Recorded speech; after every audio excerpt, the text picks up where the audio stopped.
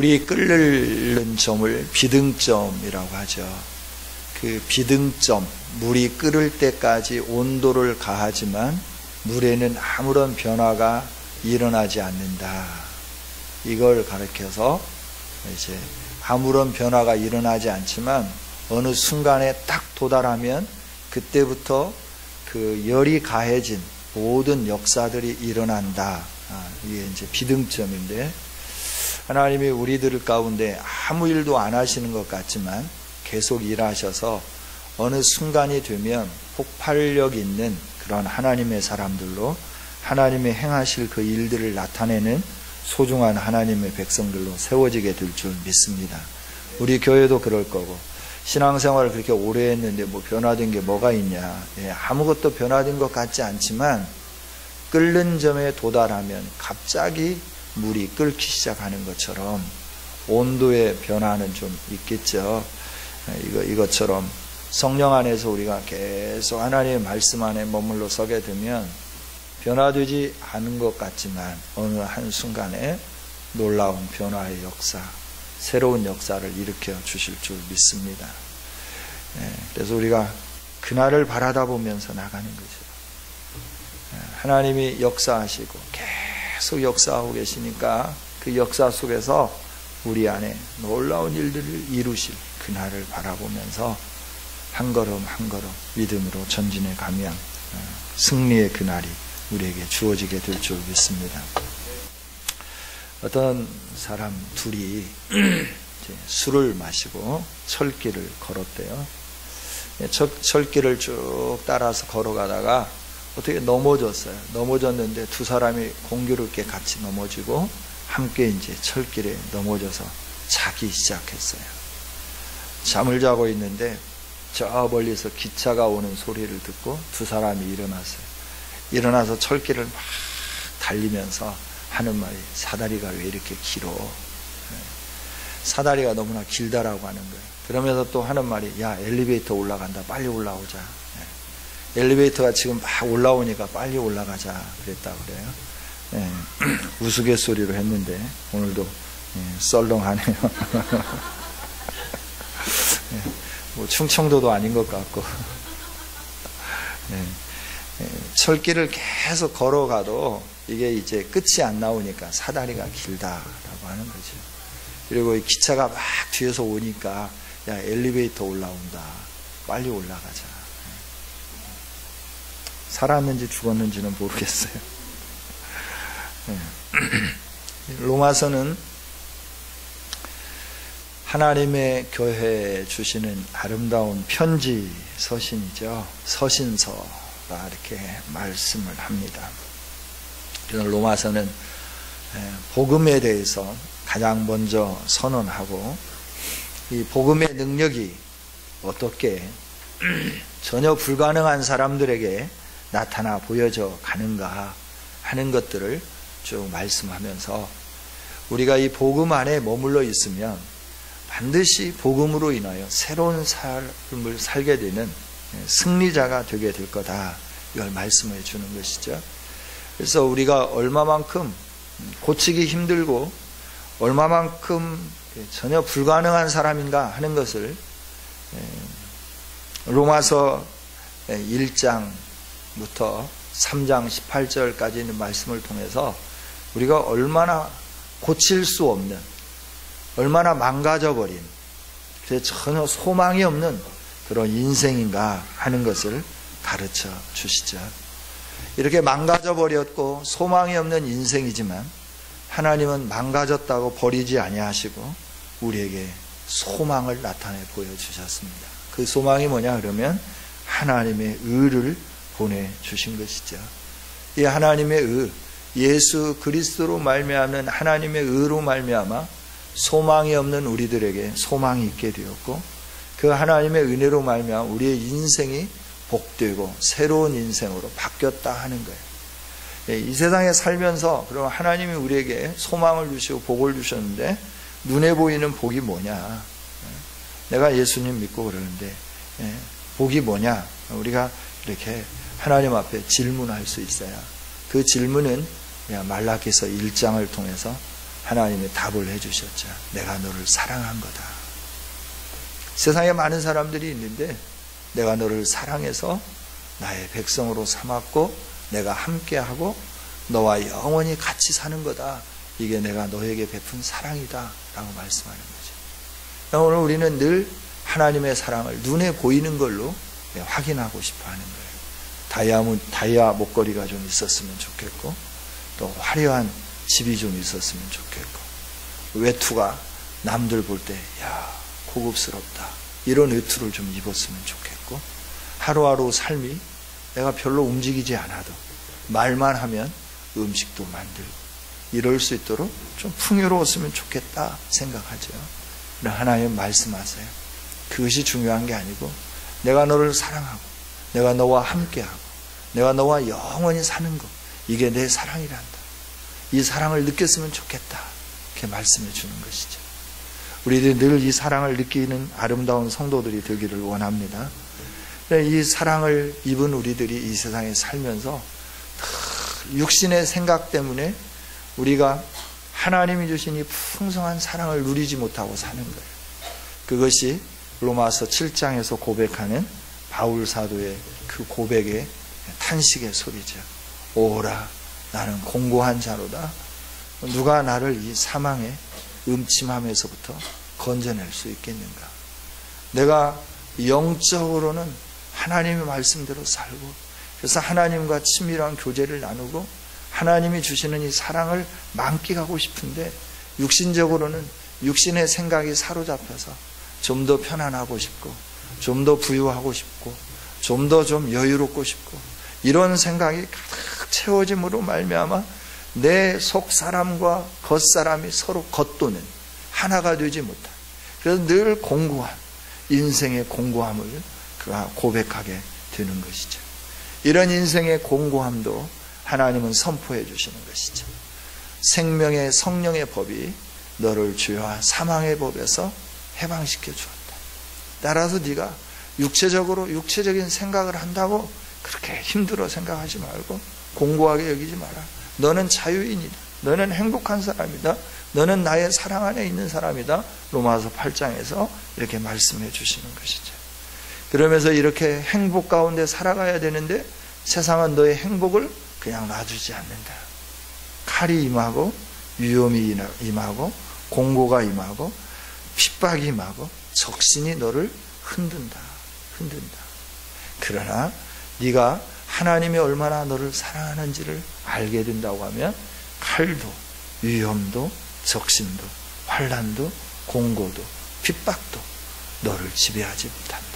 왜냐하면 하나님이 너에게 주신 이 그 사랑 때문에 그것들을 넉넉히 이기는 그 힘이 하나님이 주신 사랑으로 인하여 너희 안에 가득하기 때문에 너가 이 모든 것들을 넉넉히 이기면서 너가 하나님의 사랑을 느끼지 못하도록 주변에서 계속 방해하겠지만 그 방해 공작에 넘어가지 않고 너는 늘 행복하고 성령과 생명의 법 아래서 자유를 누리고 너 안에 주어진 하나님의 사랑으로 가득 채워지면서 너의 인생이 새로워질 거다.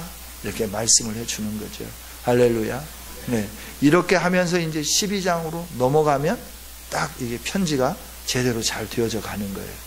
그런데 9장부터 11장까지 있는 내용은 뭐냐 그러면 바울 사도의 고민과 번민함 속에서 민족이 잘 되기를 원하는 것이죠.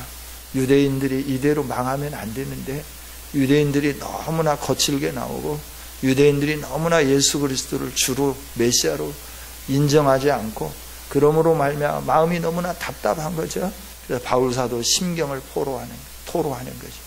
내가 생명책에서 내 이름이 제하여질지언정 내 민족이 내 동족이 구원받는 것을 나는 원하노라 라고 고백하면서 9장, 10장, 11장을 통하여서 왜 하나님의 선민인 백성들을 이렇게 방치하고 놓아두시는 줄 아느냐?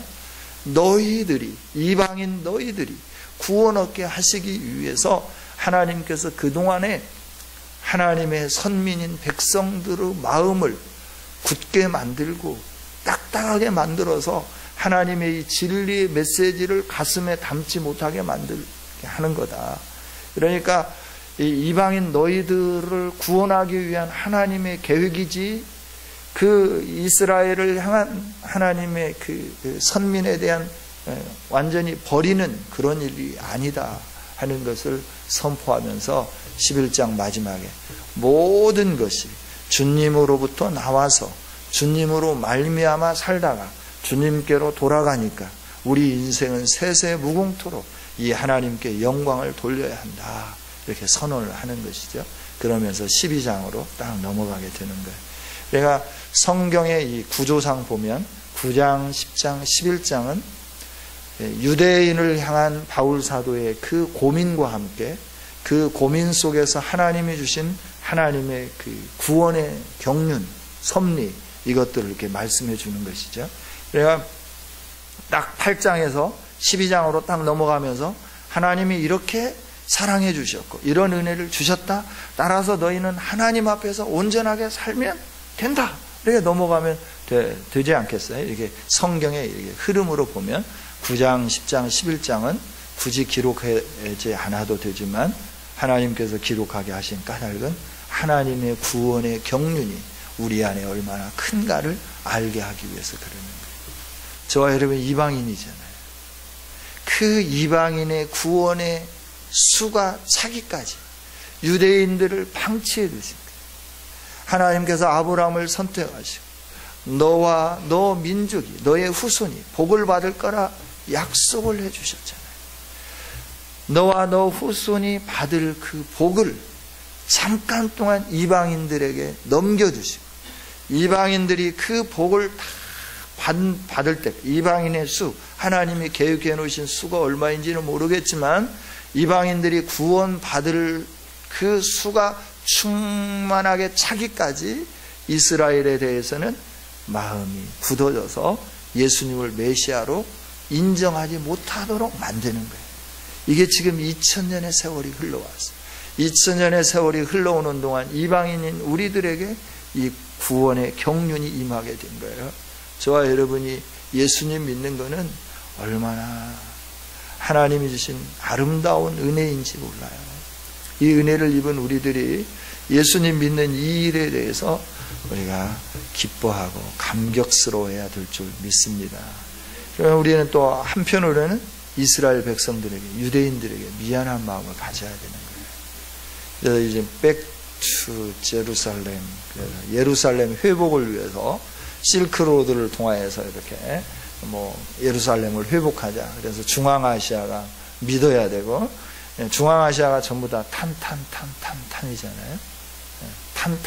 탄은 전부 다 이슬람이에요. 파키스탄, 아프가니스탄, 이라크, 이란, 이 터키 이런 데를 제외하고 나머지 중앙아시아의 탄 하는 거는 전부 다 이슬람권이다라고 하는 것이죠. 구약의 성경을 보면 이스라엘 백성들이 에스더를 통해서 구원을 받죠. 에스더를 통해서 구원을 받을 때 아하수에로 왕이 다스렸던 나라의 영역이 나옵니다. 영역이 나오는데 거기 보면 인도에서부터 시작해서 구스까지라 이렇게 말을 해요. 인도에서부터 구스까지. 그러니까 그 당시에 아하수에로 왕이 점령한 땅이 인도부터 시작해서 어딘지 아시겠죠? 인도부터 시작해서 중앙아시아 일대와 함께 그리고 저 아프리카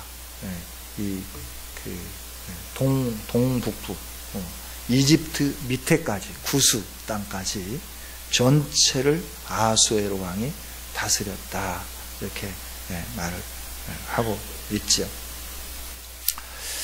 하나님이 이렇게 우리를 구원하시기 위해서 그 하나님의 역사를 이루시는 데 있어서 하나님의 경륜 가운데서 우리의 한 영혼 한 영혼을 구원하시기 위해서 이스라엘의 그 소중한 민족들을 잠깐 유보시켜 놓으시고 저와 여러분을 구원해 주셨다. 구원해 주셨다. 이 구원의 은혜를 입은 우리다 하는 것이죠. 이렇게 구원의 은혜를 입은 우리가 해야 할 일이 뭔가라고 하는 거예요.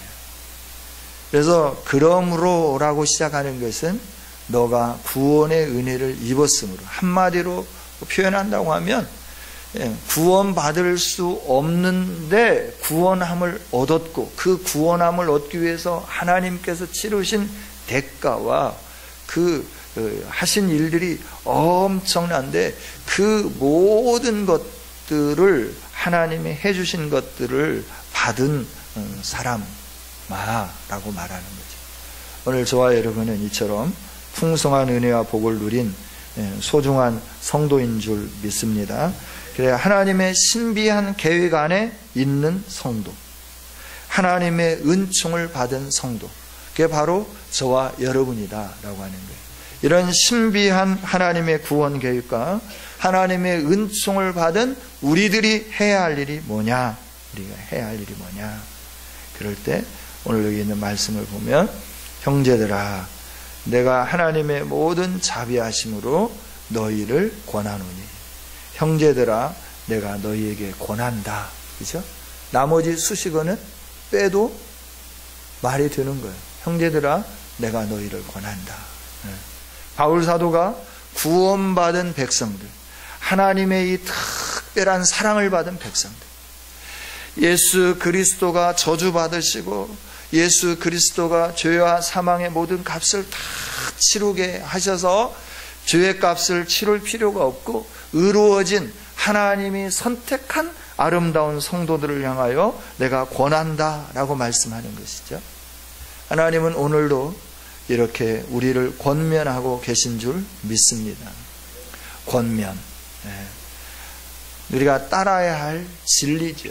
권면을 잘 들으면 우리의 인생이 새로워지는 거예요. 하나님은 저와 여러분을 사랑하기 때문에 권면하는 줄 믿습니다. 권면하는 이 메시지의 내용을 우리가 경청해서 들어야 된다 하는 거예요. 사람이 말을 할 때 경청해서 듣는 사람과 그렇지 않는 사람의 차이가 있죠. 내가 건성과 나발과 함께 사는 사람은 아무리 좋은 말을 열심히 해줘도 항상 건성하고 나발이에요, 삶이. 그러나 경청해서 듣는 사람은 어떻게 하냐 그러면 그 말을 경청해서 들었기 때문에 그 말대로 살아가게 되는 거예요. 여러분, 역대하 18장에 보면, 역대하 18장인가요? 8장인가요? 네, 집에 가서 한번 찾아보십시오. 역대하 8장인지 18장인지 집에 가서 찾아보시는데, 역대하 18장입니다. 거기에 보면 아합과 여호사밧 왕의 사건이 나옵니다. 아합은 북이스라엘의 왕이었고 여호사밧은 유다의 왕입니다. 여호사밧이 어느 날 아합에게 찾아갔습니다. 형제의 나라로서 서로 국경은 다르지만, 그래서 여호사밧이 아합 왕에게 찾아갔는데 아합 왕이 여호사밧에게 제안을 하는 거예요. 우리가 저 사마리아인들을 치려고 하는데, 우리가 저쪽에 암몬, 모압, 에돔, 얘네들을 치려고 하는데 우리가 형제 아니냐, 우리 연합했으면 좋겠다. 연합해서 치면 우리가 반드시 승리할 수 있겠다. 이렇게 말을 해요. 그러니까 이제 여호사밧이 선지자들의 소리를 한번 들어봅시다. 그러니까 아합 밑에서 아합에게 아부하는 선지자들이 약 400명이 있었어요. 그 선지자들이 다 한결같이 뭐라고 말하느냐 그러면, 왕이여 만세수를 하소서, 왕이 이번 전쟁에 반드시 승리하겠다고 하나님이 말씀하셨습니다 라고 하는 거예요. 그래서 여호사밧이 가만히 생각해 보니까 400명이 공이 똑같이 말하니까 그걸 뭐 이렇게 귀담아 들을만 하기도 하지만, 여호사밧 마음속에 아니 또 다른 선지자는 뭐라고 말할까? 그래서 아합 왕에게 묻습니다. 아합 왕이요, 이들 말고 다른 선지자가 없습니까? 라고 물을 때 아합 왕이 뭐라고 말하느냐 그러면, 한 친구가 있기는 있는데 그 친구는 참 내가 불편하다고. 왜 그러냐고 그랬더니, 이 친구는 내가 뭐 계획하고 물으면 물을 때마다 그거 안 된다고 사사건건 시비하고 반대하는 친구다고. 그러니까 여호사밧이 그래도 한번 들어보자고. 그래서 그 친구 이름이 누구냐? 미가야라고 하는 친구죠. 미가야가 왔습니다. 그래서 묻습니다. 우리가 이렇게 연합해서 전쟁에 나가려고 하는데 나가면 되겠느냐라고 하니까 400명의 선지자들이 있고 미가야는 한 사람이에요. 그런데 아합 왕에게 하는 말이 뭐냐 하면 올라가면 죽습니다. 단도직입적으로 말하죠. 올라가면 실패합니다. 올라가지 마십시오. 그러니까 아합이 막 화가 나가지고 바라고, 저 친구는 아무리 말을 해도 그 400명이 다 찬성하는데 혼자 반대하고 있지 않냐고. 그래 나 기분 나빠가지고 저 친구 말은 듣기가 싫다고.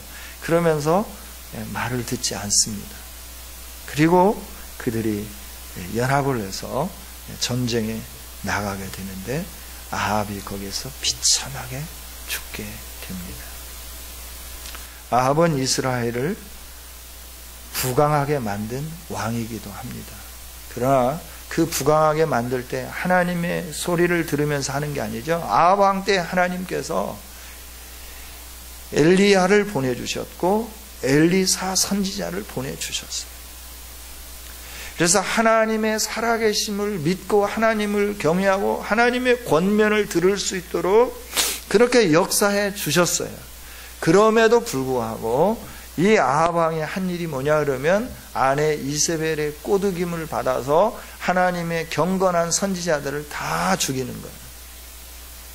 그때 하나님의 성령에 감동된 오바댜가 국내 대신으로 있으면서 바알에게 무릎 꿇지 않도록 굴에 숨겨서 이렇게 남겨둔 선지자가 약 700여 명 된다 그러죠. 어찌됐든 하나님은 우리를 사랑하셔서 우리에게 늘 말씀으로 권면해 주세요.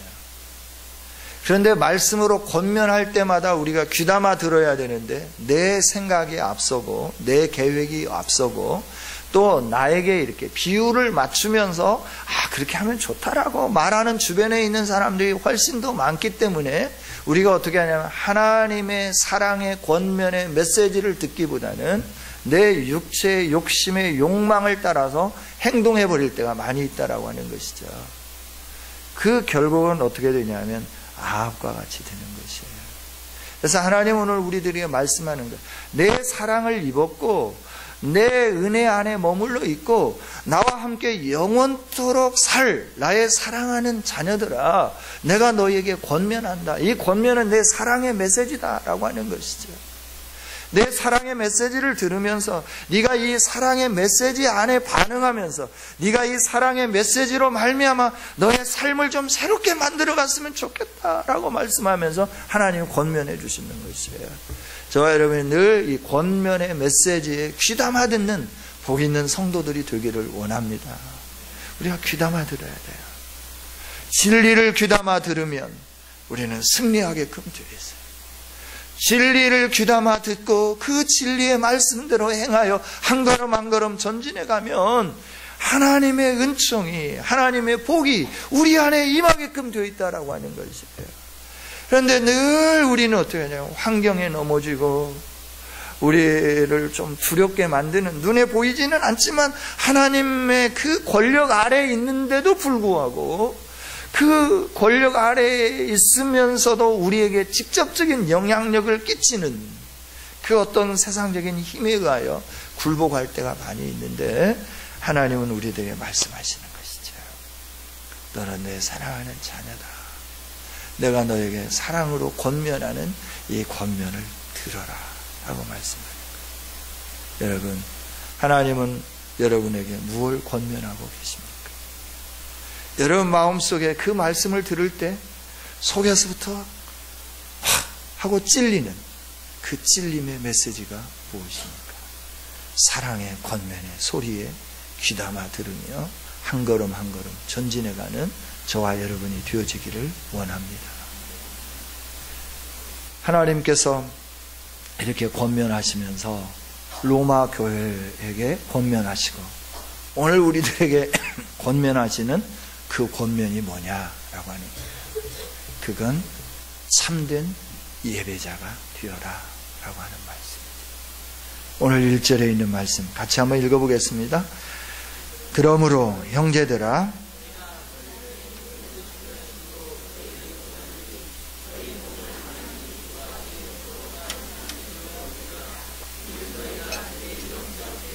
아멘. 형제들아 내가 너희를 권한다. 너희 몸을 산 제물로 하나님께 드려라. 이것이 참된 예배다 라고 말씀하는 거예요.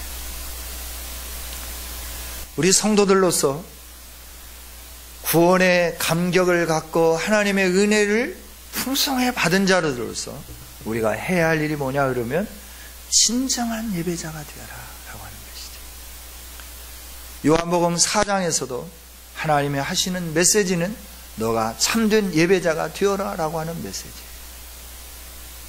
그리심산에서 예배해야 될까요? 에발산에서 예배해야 될까요? 예루살렘에서 예배해야 될까요? 어디에서 예배해야 될까요? 무엇으로 예배해야 될까요? 그렇게 말할 때 예수님이 하시는 말씀은 따라 그리심산도 아니고 예루살렘도 아니고 영과 진리로 예배해라. 하나님 앞에 바르게 예배하는 자들은 영과 진리로 예배하는 자들이고 이렇게 예배하는 자들을 하나님이 지금 찾고 계신다라고 말씀해 주는 거예요. 그래서 예수님이 이미 어떠한 예배자가 참된 예배자인가에 대해서 분명하게 선언을 해 주셨어요. 하나님의 백성된 자로서 우리가 하나님과 하나님 앞에 이렇게 섬기면서 나가는 그 길이 뭐냐면 예배라라고 하는 것이죠. 예배. 그래서 예배 이렇게 함께 모여서 찬양하고 말씀 듣고 또 기도하고 헌금하고 참 좋은 예배입니다. 그런데 이렇게 예배 드리기 위해서 우리의 삶 자체가 예배자로 준비되어져야 된다라고 하는 거예요. 그래서 구약에 드려지는 산 제물을 바울 사도가 여기서 언급하고 있는 것이죠. 너희가 참된 예배자가 되려고 하면 너희 몸이 산 제물이 되어야 된다 하는 거예요. 제물은 흠이 없는 것이 제물입니다. 거룩한 것이 제물입니다. 완전한 것이 제물입니다.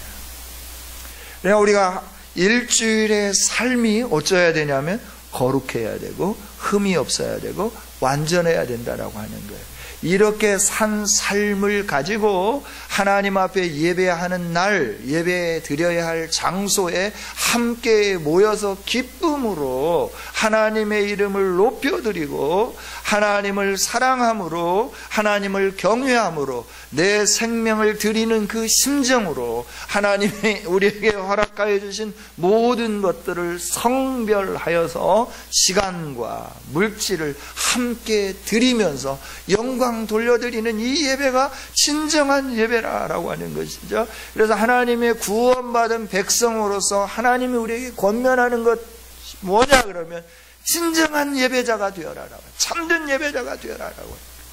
한 주일의 삶을 마음껏 살고 세상의 육체의 욕망을 따라 살아가고 죄악된 그 세상의 메시지를 막 들으면서 그렇게 살다가 주일날 힘겹게 허겁지겁 모여서 예배하는 이런 예배의 삶도 중요한데 그걸 뛰어넘는 너의 몸 자체가 하나님께서 받으실 만한 거룩한 그 산 제물이 될 수 있도록 준비된 예배, 이 예배를 하나님께 드려라 라고 말씀하는 것이죠.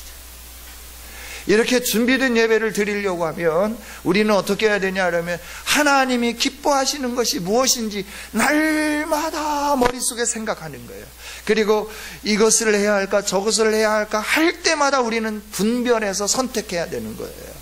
그래야 우리가 하나님이 기뻐하시는 아름다운 예배자로 세워질 수 있다 하는 것이죠. 할렐루야.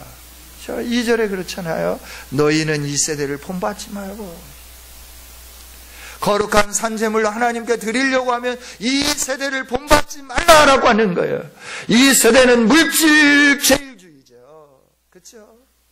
이 세상에서 살아가면서 힘제일주의예요. 무엇을 가지고 내 힘을 이 세상에 드러낼 수 있을까? 그래서 세상 사람들은 돈을 가지고 자기의 힘을 나타내려고 하는 거고, 그 다음에 어떤 권세, 정치적인 어떤 세력을 가지고 자기의 힘을 드러내려고 하는 거예요. 이렇게 오면서 보니까 깨끗해서 좋다 뭐 이렇게 써놨는데 뭐가 깨끗한지는 모르겠어요. 어떤 사람이 이렇게 프랑을 크게 걸어놔, 빌딩에다가. 근데 깨끗해서 좋다. 뭐가 깨끗한지 모르겠어요. 제가 볼 땐 전혀 깨끗하지가 않거든요. 근데 깨끗해서 좋대요. 그래서 서민들을 이렇게 한대요.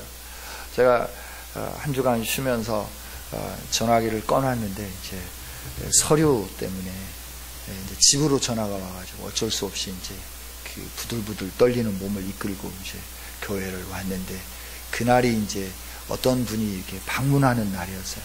그런데 이 좁은 공간에다가 빛과 번쩍한 차를 아주 좀 학교에다 집어넣는다는, 방학 동안이니까 학생들도 없고 그러니까 이렇게 이 학교 운동장 좀 빌려갖고 있다 차곡차곡 정해놓으면 좋잖아요. 그런데 좋은 차를 2중, 3중으로 대놓아가지고 이 4차선 도로가 하나밖에 없는 거예요. 이게 서민을 위한 정책을 펴는 정치인일까 하는 생각을 해봐요. 죄송합니다. 갑자기. 그러니까 저는 깨끗하지 않다라고 말하는 거예요. 깨끗한 사람이 아니에요.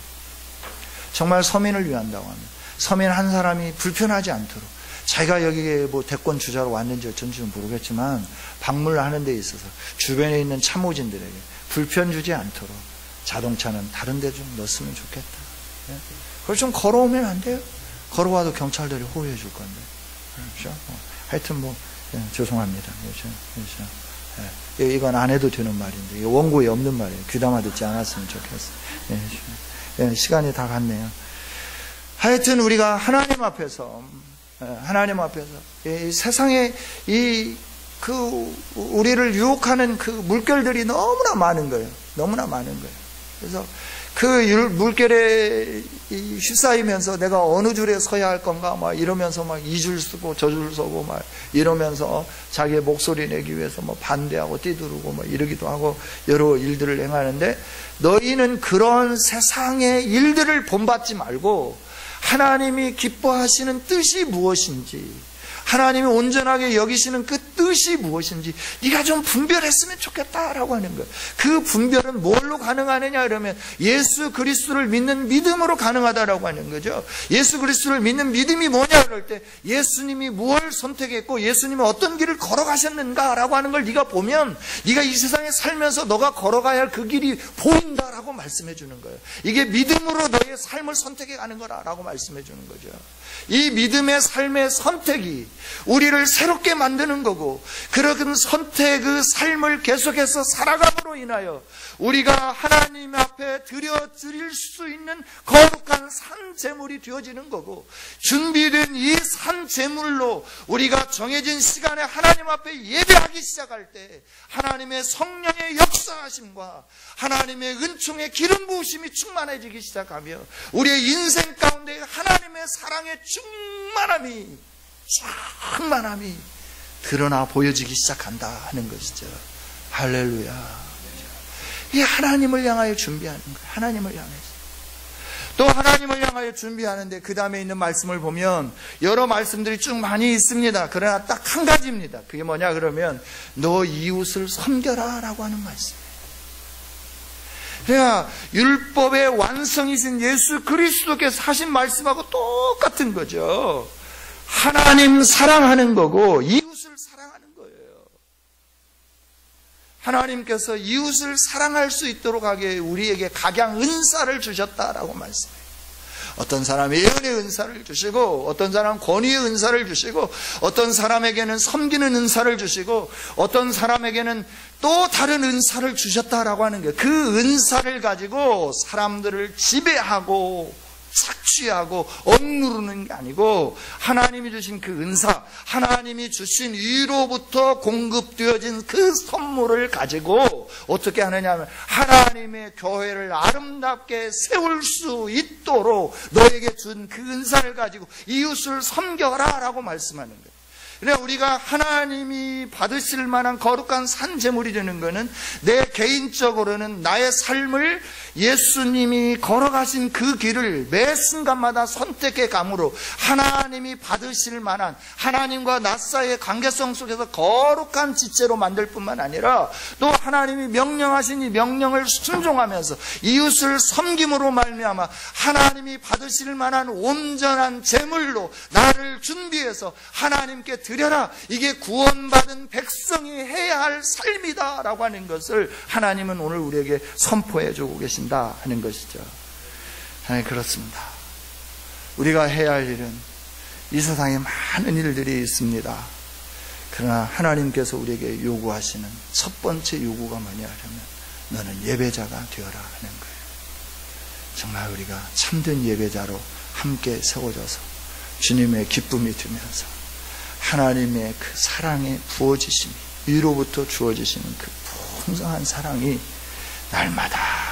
날마다 우리 안에 넘치도록 역사해서 어느 순간에 비등점에 물이 끓듯이 성령의 온도에 의하여 우리의 삶이 온전히 확연하게 달라지는 그 축복을 누리는 우리 모두가 되어지시기를 주님의 이름으로 축원합니다. 하나님 감사합니다. 오늘도 말씀을 주신 주님, 가슴에 새기게 하여 주시옵소서. 아버지, 듣고 잃어버리는 자가 되지 않게 하여 주시고 마음에 새기고 이 말씀대로 따라 한 걸음 한 걸음 전진해 감으로 아버지의 영광이 되게 하여 주옵소서. 예수님 이름으로 기도하옵나이다. 아멘.